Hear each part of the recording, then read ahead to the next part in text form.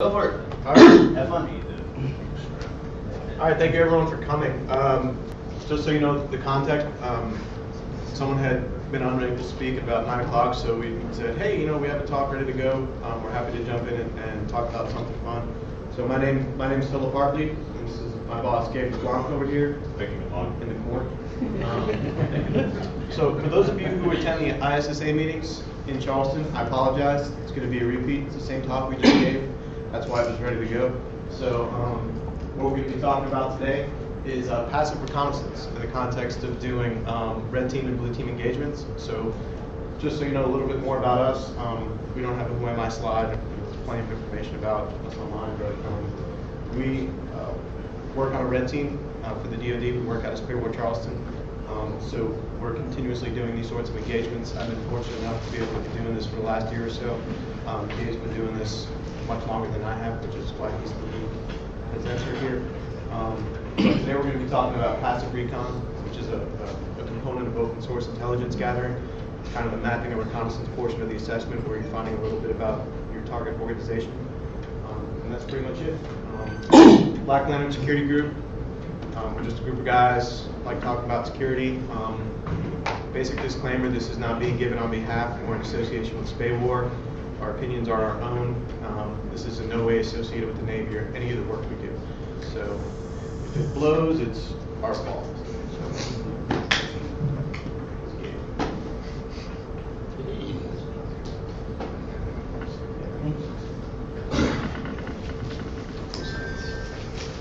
Want to do this one? What? You got it? Relax, you got plenty of slides. All right. We're going to try not to go over. Last time it took about an hour and 15 minutes, so we're going to have to go slow. So real quickly, we're not reinventing the wheel here. I'm sorry. Staying on the shoulders of giants, there's thousands and thousands of talks on SlideShare if you look up social engineering and OSINT. So we're not really deviating too much from the truth. We're just going to talk, like Phil said, about passive stuff, doing OSINT without actually sending any packets at your target network, right? So it's about the principles, really. We follow a methodology that we stick very closely to. We don't really care about tools. We're pretty agnostic about tools and flavors of operating system and that kind of thing. It doesn't matter. It's just methodology, right?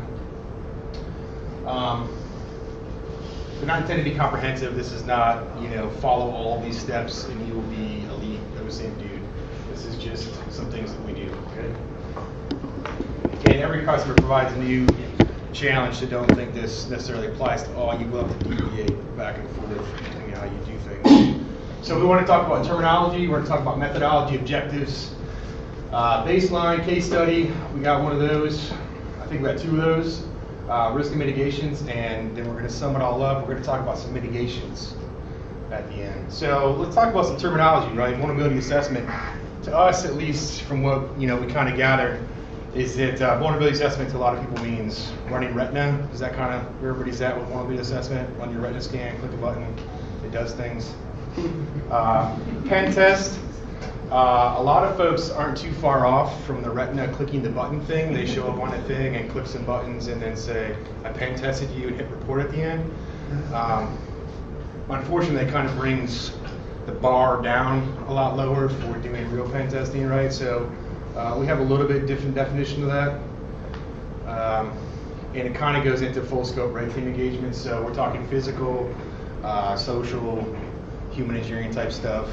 Of course, over the wire, all that good stuff. So to us, a full scope red team is doing anything and everything that you can do and have the authority to do to obtain your objective.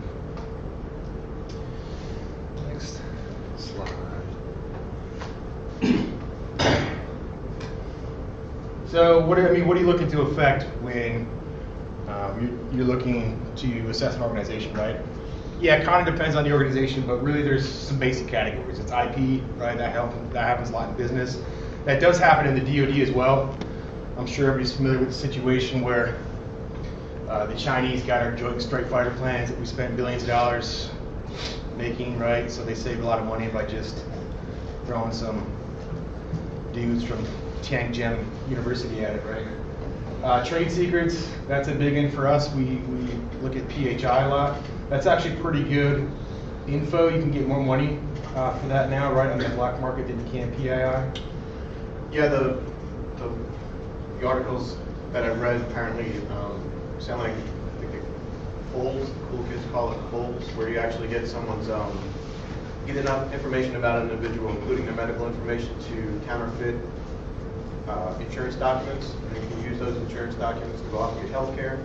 So for $1,000, that's what your PHI is worth, which I found super interesting because credit cards are like 50 cents, $1, $5 if they're super clean. So health information's bringing in a lot of money. So that's why we're going to see more and more people going after it. Yeah, it's good business on the side, and PHI is really, really disgustingly wide open. Because medical communities really are terrible about securing their stuff. It's kind of like they're left alone and just heal people and do things, and we're not really so concerned about stuff, but it's pretty bad. So mergers and acquisitions, that's a big one. We don't deal with it too much in the DoD, right? But obviously in the business world, that's a big deal, right? Who's buying who and for how much money and all that good stuff. A lot of money can be made doing corporate espionage, right? Troop movements, that's a big one for us, obviously in the military. Who's going to be where and why and how many. Numbers, that's good stuff, right? Logistics. So those are some things you're looking to affect on target. And diplomatic cables is a big one, right? So the whole Benghazi shenanigans with what's her face. I mean, people knew that was going down long before it happened. Those diplomatic cables. Your end objective, your text execution, obtain your objectives, report on it, because nothing matters unless you report on it, right? You did absolutely nothing unless you reported on it and it made sense. So that's the most important piece. So how do you get there? How do you get to that end goal? How do you start? And that's what we're going to talk about today. All right. So again, what would be most, what would impact the mission the most, right? Versus the business organization. We talked a little bit about a couple of these. Future earnings, fines, faith in customers is huge for banking, right? Anybody ever do banking stuff? They have like a threshold set where if they get so much money stolen, right, and it would cost more to do public reparations, if you will, and fix that public image than it would be to let that money go. They kind of have insurance for that. They just let that money get stolen. Lives, you can affect lives. You can definitely do that. You can kill people over the interwebs. Anybody heard of drones? Anybody heard of Iran? So political stability, CIA likes doing that stuff, right? Political stability, making things, orchestrating events to happen in a certain way that you want them to happen. You can do that over the interwebs. So force projection, diplomacy, negotiation, right? All big ones to go after. Classified materials, that's a good one, but that kind of is just easy to get, right? I mean, that's the good point about that, though, is physical, right? You just walk out of a building with a bunch of PHI and sell it on the internet, right? Or your Chelsea Manning, or what's that guy from that one place, Louis Allen and stuff. What we got next? Objective and then Jason. Okay, so again, our objective is to gather, organize, read that slide. Targeting an identification, right? Exploitation, post-exploitation, right? It's all really about a post-exploitation, right? I mean, getting shell inside somewhere is relatively the easy part nowadays, right? It's usually the stupid user tricks, you can say that, right? But we don't care. Like if you're one of those people that said, that wasn't leak, you didn't get in from the outside, you didn't do all this cool hacker stuff from CTFs, who gives a crap, right? It's about getting to your target objective, obtaining what you're after, and that's it. If you use an email fish and it's good old-fashioned macros inside Excel, and that gets you in, who cares, right? It doesn't have to be some leet ode, don't give a crap, right? We typically go into our engagements planning on not using any exploits, right? Code-based exploits, and we typically don't. We haven't used any so far, and we've been pretty successful. I think the last exploit, true exploit I used, was Sun RPC. Remember that one? Port 111 on Unix boxes, RPC had. So I used that like 2007 was the last time. had to actually use an exploit. And that was because it was a time-sensitive thing. I was like, oh shit. So it's all about voice exploitation. And we'll get to that. That's way down the road in future talks. But all of this is to get there. So doing that, we're going to work backwards, right? So we want to get here. We want to do an attack, right? It's probably going to spearfish, or be whatever to get inside, or physical. So let's move backwards past the brain part, and let's start with getting info. So I said we're not too worried about tools, right? But of course you gotta do tools, right? You're a carpenter, you're trying to build something, you gotta use tools in your toolbox to make that happen. So we're gonna talk a little bit about some of those. Use them if you want, or don't use them, or do whatever, it doesn't really matter, but whatever those tools are, you use those to get to your end objective. So we're gonna talk about Facebook graphs, Foca, all kinds of cool stuff. And in the middle, you take all that stuff, you do all this tool stuff and all this tool stuff just to gather data. Give me all the infos so I can use that to learn about my target, right? To get to this end goal. So out of all these tools, you get raw data, right? You get something back. You ask for something, you get something, binary, right? You get something back. You take all that raw data, and the most important piece is turn it into actionable intelligence. Where's the intel guy? Where's that guy? Everybody look at it. So actionable intelligence, right? It's all about if you're going to make a decision, a commander's decision, right? Give me something actionable. Don't just tell me stuff, right? If you're hackers, if you do this, don't just say stuff. I have all of these things. I can do all this stuff. Nobody cares, right? You need to make a decision. You need to make actionable intelligence to make a decision on to go after a specific objective. And that's where we get to this end goal. And hopefully we'll get that today if I hurry up. Next slide. Is this you? This is me. Okay, so we talked a little bit about different ways of coming at an organization, methodology. Today's just going to be about passive recon. Again, we're not sending any packets to the organization. This is what we can find out about the organization without them even knowing about it. So when I first joined Gabe's team, literally the first day, he's like, we have an assessment, here's the target, go do stuff. And I was like, all right. So like Gabe said, one of the first things you want to do is think a little bit about your target, who they are, how do they make money, where their critical resources are, and what's going to do the most damage, right? So this is, and OSINT is overwhelming when you first look at it, right? There's a million sources of information. There's tons of information about everyone and every company out there. But to Gabe's point, where are the resources, what's critical, how do they make money, how can I hurt them, and what sort of OSINT do I need to formulate an attack to do it, right? So when I first went out there, I was just grabbing everything I could, right? I had no focus, didn't really have an intelligence product in mind, right? So you always want to have something in mind that you're working towards, that you're gathering data for. Otherwise, you end up in a wormhole, in the weeds, without anything to do with a bunch of data you're not sure what to do with. So one of the first things we do when we have a target is we want to gather a nice, thick baseline worth of data about this organization.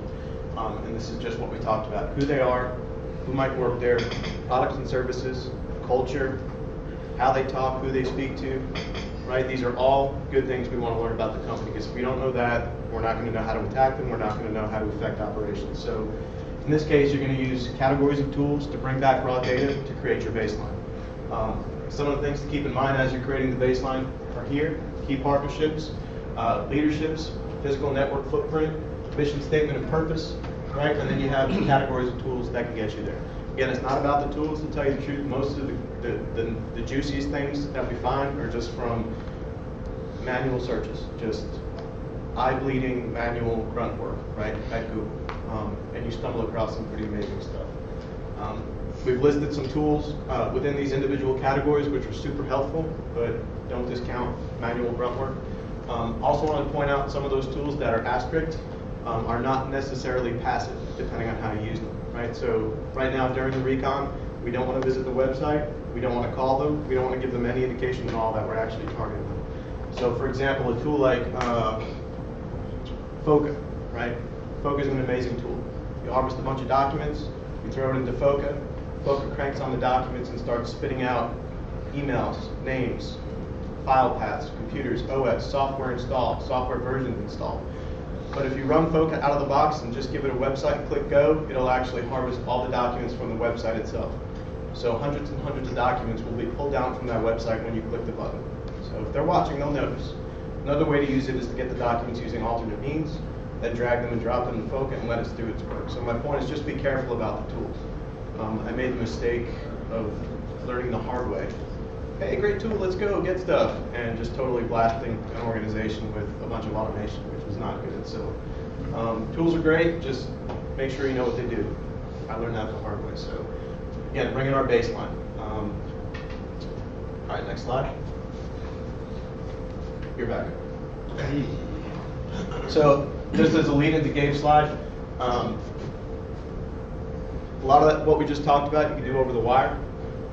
What Gabe's going to talk about, actually what Gabe's done a lot of, is passive physical reconnaissance, right? So what can I do, what can I learn by interacting with the physical infrastructure, right? So there's passive reconnaissance, getting information from an organization without sending a packet. There's also passive reconnaissance you can do in the physical world. So that's what Gabe's going to talk about before we jump back into some of the wire stuff. Okay, so Phil just talked about this slide. No, I didn't. Just give it lead-in, man. So everything Phil said, remember, it's passive, right? All these things that we talked about doing so far, we talked about tools, don't touch your target, right? 0 packets. So you can do FOCA, you can do all the stuff we talked about so far without touching the target. None of that stuff. So we're going to talk about passive recon too, physical. How can you do that, you say? Because your physical body is in your target area. How do you do that? Sure. Depends on what the target is, right? Let's say it's like a bank, right? Can you just walk into that bank as a person, I'm a new customer, grab stuff? Sure you can. It's passive, you're not interacting with a human, right? Because social engineering is really human engineering, right? That's what we call it, because you're interacting with a human being trying to create a certain scenario or a certain thing to happen, right? So if you don't do that, you're doing it passively. So yes, you can. Recon routes, right? Smoking area. Who smokes in here? Anybody? Okay, who can pretend to smoke? So you got to pretend to smoke. Smoking areas are huge. If you ever end up doing a physical engagement, the first place you should look is a smoking area. There's always 1 or 2 or 5, and they're usually right outside the front door. Like where we work, it's right outside the door, like you can't even get out with the people in the smoking area. So that's a good area to look.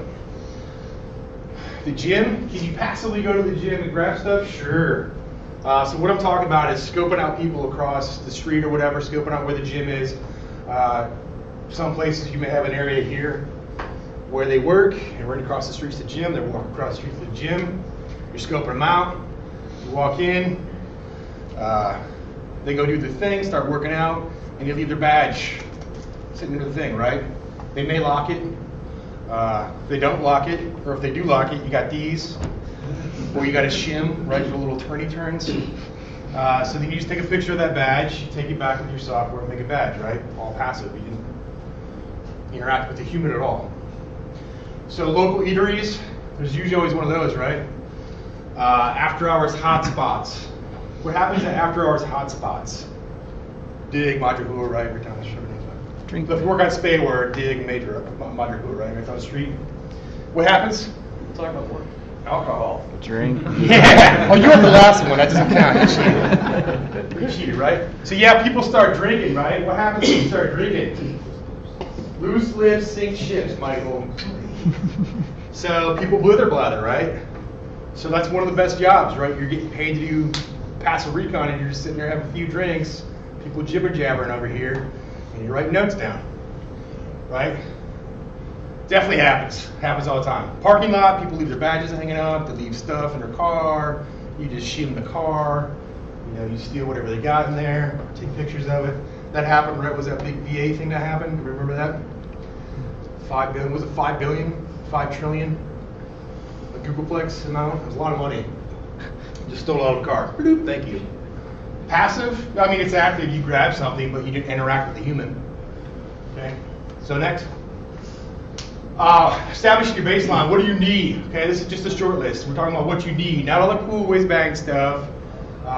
You know, think of a James Bond movie, right? He goes and sees Q. Q just gives him a few gadgets. He doesn't load him up with all this stuff. He says, here's a couple things. Here's your watch that shoots lasers and all that stuff, right? So this is the things that you kind of need, right? Camera, that kind of goes in hand. Nowadays, it's kind of easy to get them on your phone, right? But it used to be where we had to, hide them somehow, like a little green meanie. Remember those? A book, and you kind of carve it out, put a camera in there. You need a monocular. I'm going to talk about that in a second. Remember depth perception and your peripheral vision. That's why I say monocular, not binocular, right? So you can see, okay, out this side. We'll talk about that a little more next one. You need a proper bag. You need a space pen. You need a waterproof notebook, and you need street smarts. And optional is a tire.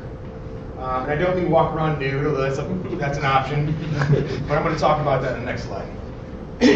So what you need to do with the things that you need to have. Camera, be natural, use cover, right? Don't act like a Japanese tourist where you're out there taking pictures, asking people to pose with their secret documents and stuff, right? Be natural, use a camera. Make a little hidey thing if you can, like I said. So one of the things, like I said, with a book is you cut out the book, you put your camera in there, and you're just sitting there taking notes or whatever, taking pictures. The monocular, I said, remember depth perception and peripheral. Camera, right? Keep your surroundings available. High-rise portraits.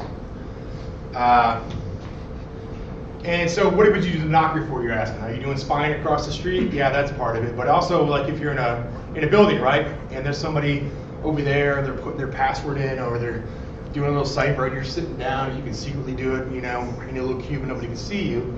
You can check out what that code is or put it in on passwords. So proper bag, I'm biased about proper bags, but it really is important to get yourself a Maxpedition or a 511, Maxpedition.com.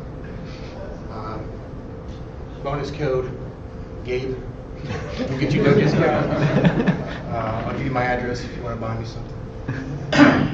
So yeah, but you got to have a proper bag. I mean, you can't. If you're dudes, you got to have immerse, right? Bring immerse with it. You can't have all this stuff all over the place, right? Bag, you can get in and out with your gear, steal documents, do whatever you got to do, right? It's got to look natural, right? Think about that. Bag. Space pen. Why did I say space pen? Because you can write in any kind of conditions, right? Whether it's hot, cold, rainy, whatever. Upside down. Waterproof notebook. C-pen. Learn sniper infantry techniques I have on there. I am a prior infantry guy in the Marine Corps. So there's some techniques you can take from the infantry. Anybody heard intersecting fields of fire? Right? That guy has the intel guy. So that applies to cameras too, right? When people set up security, they have cameras overlapping fields of camera vision. Right? So when you're using your waterproof notebook, again, you need to be able to write in any climate place, right? So make sure that you're taking notes of an area, right? You draw a picture. Here's my building, here's my cameras, intersecting fields of vision, guards are over here, all that stuff, right? You want to take that layout, basically take a snapshot of that as if you would with a camera, but if you didn't have a camera, right? So that's what you want a waterproof notebook for, and many other reasons. So what I mean by sniper, that goes into the camera thing, and goes into the monocular thing, right? There's techniques you can learn, just Google after this, but there's techniques you can learn where you need to be able to get good at seeing something for a short period of time and remembering that. So that's a sniper thing where you up and down see stuff and remember it, right? So you don't want to look at something and try to memorize what's happening and just sit there. Like, I think you might be doing Recon. got it, right? Got it. Don't do that. So just want to walk by. So a scenario of this, and I've done this in real life at a place where they had a lot of things, and it was very a thing. So once we got inside, right, every single door inside had a little cipher lock on it, right? We had to put a code in to get inside.